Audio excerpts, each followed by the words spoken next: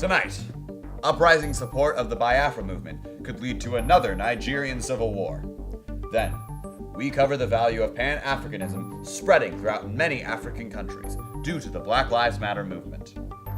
Following up, a presidential election in South Africa could cause major social change. How will this affect the people?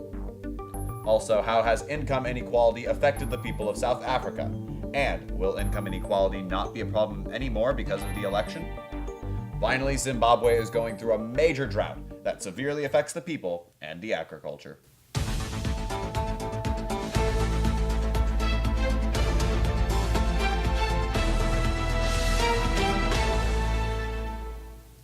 Hello everyone and welcome to KLDT2 News. I'm your anchor Dylan Lee, and today we're going to be focusing on 5 topics that are prevalent around Southern Africa. Now, out in the field to talk about the new rise of the Biafran movement, in Nigeria we have Trinity McCourt. Thanks, Dylan. I'm here with a supporter of the Biafran movement currently taking place in Nigeria. Thank you for being here. Your ever-growing movement is in support of separating a small portion of Nigeria to create a new fair nation called Biafra. Why do you want to separate Nigeria and create this new nation? The Nigerian government has been treating many of their own people unjustly for well over 50 years. We want to stop atrocities like genocides and famines by distancing ourselves from our nation once and for all. Very interesting. As many as you know, Nigeria had a civil war over 50 years ago, and it ended with Biafra's defeat. Why did this happen, and how are we to know that it won't happen again? During the first civil war, we primarily lost due to the fact being vastly outnumbered and the horrific famine that resulted from the blockade around Biafra.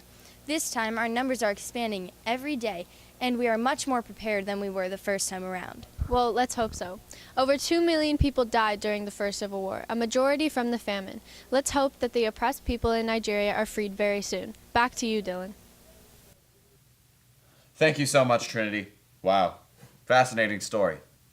Speaking of movements in African countries, Pan-Africanism has proven to be very popular. It has been a widespread phenomenon throughout the continent, as it defies the rights of many African Americans. However, it is slowly becoming less popular due to the introduction of the Black Lives Matter movement. Both movements have very similar goals in defending and fighting African rights. The Black Lives Matter movement has gained so much popularity through social media, and participants of the Pan-Africanism movement decided to join the cause. Some may even consider that the Black Lives Matter movement is more of a modern version of Pan-Africanism. This has greatly affected the younger generation. For example, a student at Rutland High drew a picture of a machine that is designed with the primary use to kill members of the African American race. This is one of several racist actions that occur at a school, and the board has decided to hang up a Black Lives Matter flag in order to help welcome in students. This gives them courage to go against the racist system and will allow them to improve their daily lives. Next up, presidential elections between the African National Congress and the Democratic Alliance has everyone talking. Will the elections change income inequality? Here's Tyler Tierney with more on the topic. Thanks, Dylan. I'm here with Lindsay Mandel, who just found out that the ANC party had just won the 2019 presidential elections. Thank you for being here. Now, did you vote for the ANC, and what do you think of the results from the election that just occurred? Yes, I did vote for the ANC. I'm very happy about how the elections turned out. I know the ANC won't fail us. They never did. Very interesting. Why did you vote for the ANC? Well, the ANC has been in power ever since the end of the apartheid. They even helped end it. And the ANC has always been there for the people. And I know that they'll keep on helping us. Now, how do you think this will affect the people of South Africa? Well, I believe that income inequality won't be a problem anymore. And because the ANC won, I believe that there definitely won't be another apartheid. Thank you, Lindsay. Now, back to the studio with Dylan. Thank you, Tyler. From 2006 to 2015, Black Africans in South Africa have had the most percentage of people living in poverty, from 40 to 60%, with whites almost not comprising that group at all. Blacks have suffered because their education levels are lower following the discrimination of the apartheid area. In South Africa, the average income by education is 2.1 for no education, and for higher education it is 11.6. In an article called "Why Land Seizure is Back," In News in South Africa, the author writes, more than 2 decades after white minority rule ended in South Africa, most of its profitable farms and estates are still owned by white people, and about 95% of the country's wealth is in the hands of 10% of the entire population. The ANC has promised to step up their involvement and improve the percentage of South Africans living in poverty. Post-apartheid, the government launched a significant black economic empowerment program to promote the transfer of white-owned businesses to black investors.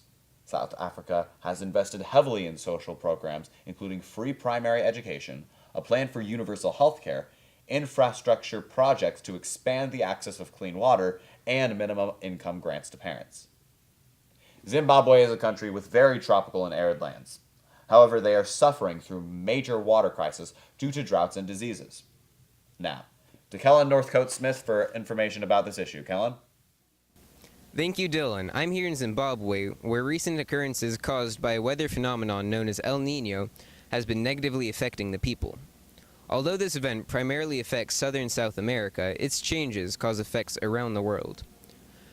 The movements of warm water in the ocean causes the air above it to become very dry. The dry air coming into Zimbabwe, mixed with the warm atmosphere, presents terrible conditions for plants. The greater demand for water, due to this weather, can't be met, though, due to government ignorance to water sanitation. Much of the water that is needed for these crops and people is polluted due to worn-out pipelines.